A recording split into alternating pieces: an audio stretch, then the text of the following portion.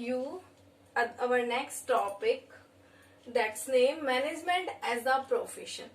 Management का जो nature है, इसको प्रेजेंट टाइम में ये ट्रेंड बन गया है कि मैनेजमेंट को प्रोफेशन के रूप में लिया जाता है।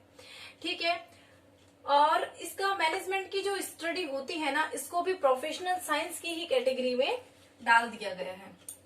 अब मैनेजमेंट प्रोफेशन है या नहीं है, इसको जानने के लिए हमें बहुत जरूरी है कि हम पहले प्रोफेशन का मीनिंग जाने, इसके कैरेक्टरिस्टिक्स जाने, और फिर देखें कि ये जो कैरेक्टरिस्टिक्स हैं ये मैनेजमेंट में भी अप्लाइड होती हैं या नहीं होती हैं। उसके बाद ही हम जो है ये ऑब्जर्व कर पाएंगे कि मैनेजमेंट प्रोफेशन है या नहीं है। तो चलो देखते हैं मैनेजमेंट प्रोफेशन का अर्थ क्या होता है। ठीक है, एक सन 1928 में एक मैनेजरियल थिंकर्स थे जिनका नाम था कार्ल सैंडर्स। उन्होंने एक डेफिनेशन दी जो इस तरह थी, देखो उसको। Management is probably a business that is based on intellectual study and training. ठीक है, एंड एम्स, ये एम्स लिखा हुआ है बच्चों, and aims to provide service to others in exchange of fees or salaries. It means management probably वो business होता है जो कि इंटेलेक्चुअल स्टडी और ट्रेनिंग पर बेस्ड होता है, और ये जो है दूसरों को फीस और सैलरी के बदले में क्या प्रोवाइड कराता है, अपनी सर्विस प्रोवाइड कराना, जिसका एम होता है। ठीक है, वो कहलाता है प्रोफेशन। ठीक है, तो बच्चों हम कह सकते हैं कि कोई भी बिजनेस जिसमें जो नॉलेज प्राप्त करते हैं उसके बदले में कोई भी नॉलेज जो प्राप्त करते हैं वो फॉर्मली अटेनमेंट के द्वारा प्राप्त की जाती है, और उसके बदले में नॉलेज गेन करने के बाद एक जो है सर्टेन अमाउंट जो होती है वो फीस और सैलरी के रूप में प्रोवाइड करनी होती है। ठीक है, वो प्रोफेशन कहलाता है। अब देखो बच्चों, एक मैनेजरियल थिंकर्स थे जिनका नाम था मैकफार्लैंड। उन्होंने जो है प्रोफेशन की कैरेक्टरिस्टिक्स जो थी वो 5 कैरेक्टरिस्टिक्स बताई हैं। वो ये है, first is presence of knowledge, second is formally attainment of knowledge. ठीक है, यानी कि प्रोफेशन में क्या होता है, नॉलेज की प्रेजेंस होती है। फॉर्मली नॉलेज प्राप्त करने के लिए एक फॉर्मली अटेनमेंट, फॉर्मली एक वो होती है, क्या कह सकते हैं हम, फॉर्मली व्यवस्था होती है, एक सिस्टम होता है फॉर्मली अचीव करने का नॉलेज को। रिप्रेजेंटेटिव इंस्टीट्यूशन, ठीक है, existence of ethical course and service motive. ठीक है, तो अब हम देखते हैं ये जो पेशे की फीचर्स हैं, कैरेक्टरिस्टिक्स हैं, ये मैनेजमेंट में भी इन्वॉल्व होती हैं या नहीं होती है। तो first is presence of knowledge. ठीक है, जैसे प्रोफेशन में नॉलेज की प्रेजेंस रहती है किसी भी प्रोफेशन में, इसी तरह मैनेजमेंट में भी नॉलेज की प्रेजेंस रहती है, और बल्कि प्रेजेंट टाइम में जो मैनेजमेंट है ये एक जो है नॉलेज की एक ब्रांच के रूप में डेवलप हो चुका है। तो ये जो इसका के फीचर है प्रोफेशन के, मैनेजमेंट में भी अप्लाइड होते हैं। Second is formally attainment of knowledge.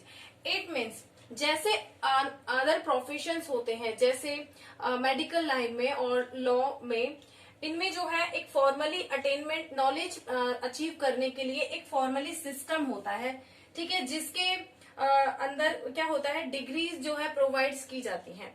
ठीक है, इसी तरह मैनेजमेंट में भी डिग्री प्रोवाइड्स की जाती हैं, जैसे बीबीए, एमबीए। ठीक है, ये मैनेजमेंट के अंदर जो है फॉर्मली, अगर हम फॉर्मली जो भी एजुकेशन लेते हैं मैनेजमेंट की अगर, तो उसमें भी ये डिग्रियां जो है प्रोवाइड्स की जाती हैं, बीबीए और एमबीए की।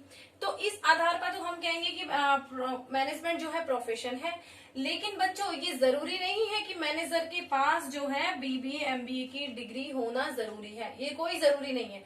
कोई भी पर्सन जिसे एक्सपीरियंस है, जिसमें पर्सनल टैक्ट है, नॉलेज है, स्किल्स है, वो एक किसी भी बिजनेस ऑर्गेनाइजेशन को जो है मैनेज कर सकता है। तो इस आधार पर हम देखते हैं कि ये जो फीचर है प्रोफेशन का, ये मैनेजमेंट में अप्लाइड नहीं होता है।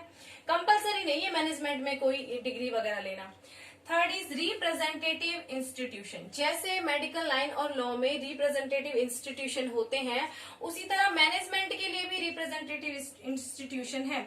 जैसे इंडिया में AIMA है, all India management association, America में AMA है, अमेरिकन मैनेजमेंट एसोसिएशन। तो इनके अंडर में मैनेजर्स जो होते हैं उनको मेंबरशिप लेना जरूरी होता है। ठीक है, रिप्रेजेंटेटिव इंस्टीट्यूशन तो बने हुए हैं मैनेजर्स के लिए, लेकिन ये कंपलसरी नहीं है कि मैनेजर्स इनके अंडर में अपनी मेंबरशिप ले ही ले, कोई जरूरी नहीं है। उन्हें नॉर्मल जो है एक्सपीरियंस है, पर्सनल टैक्ट है, स्किल्स है, तो वो किसी भी बिजनेस ऑर्गेनाइजेशन को जो है मैनेज कर सकते हैं। तो ये वाला जो पॉइंट है ये भी मैनेजमेंट में अप्लाइड नहीं होता है। Fourth is existence of ethical codes. It means जैसे एथिकल कोड्स, इट मीन्स एक आचार संहिता के जो कुछ रूल्स और रेगुलेशंस होते हैं जिनको फॉलो करना हर जो कोई भी बिजनेस का मैनेजर है उसको जरूरी होता है। तो इसी तरह हर प्रोफेशन में ऐसा ही होता है कि कुछ एथिकल कोड्स होते हैं, उनका होना उनकी एग्जिस्टेंस होती है, यानी कि वो एथिकल कोड्स जो होते हैं एग्जिस्ट होते हैं। तो इसी तरह मैनेजमेंट में भी एथिकल कोड्स होते हैं और एग्जिस्ट होते हैं। ठीक है, यानी कि मैनेजमेंट के जो वर्क है इसमें भी एथिकल कोड्स बने हुए हैं, लेकिन कुछ मैनेजमेंट को तो इसके बारे में नॉलेज भी नहीं है, वो इससे मतलब एक तरह से हम कहते हैं इंट्रोड्यूस ही नहीं है कि एथिकल कोड्स भी कुछ है मैनेजर्स के लिए। तो ये वाली जो कैरेक्टरिस्टिक्स है ये भी अप्लाइड नहीं होती है। Next is service motive. Service motive का जो ये प्रोफेशन का जो फीचर है ये मैनेजमेंट में भी अप्लाइड होता है, लेकिन जो ये सर्विस मोटिव का जो फीचर है ये किसी भी कंट्री की सिचुएशन, उसका एनवायरनमेंट, ये इसका बहुत इस पे फर्क पड़ता है। लेकिन फिर भी मैनेजमेंट में सर्विस मोटिव का जो फीचर है इसको हमेशा इन्वॉल्व किया जाता है। तो बच्चों इन आधार पर अगर हम देखें तो कुछ तो प्रोफेशंस की फीचर्स मैनेजमेंट में अप्लाइड होते हैं और कुछ नहीं होते हैं, इसलिए हम इसे एस्टेब्लिश प्रोफेशन नहीं कह सकते। क्या नहीं कह सकते? एस्टेब्लिश प्रोफेशन नहीं कह सकते, बल्कि हम इसे फ्यूचर प्रोफेशन कहते हैं। क्या कहते हैं बच्चों? फ्यूचर प्रोफेशन, या फिर हम इसे फॉरवर्ड लुकिंग प्रोफेशन भी कह सकते हैं। ठीक है, अब हमारे एक साइंटिस्ट थे रीस, उन्होंने जो है प्रोफेशन को कैटेगरीज में डिवाइड किया है कि फ्यूचर प्रोफेशन क्या होता है, ठीक है, अदर प्रोफेशंस क्या होते हैं।